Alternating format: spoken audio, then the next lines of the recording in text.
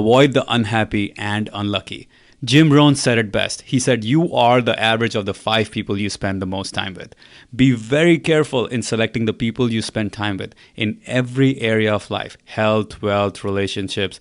When it comes to power, your associations are critical.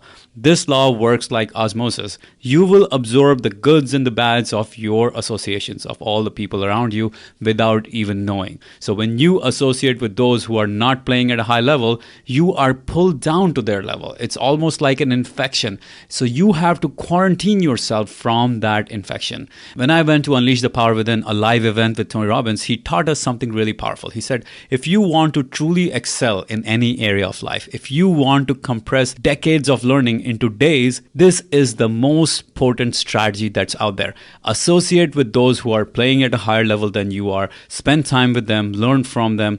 Association with them will force you to subconsciously play at a higher level.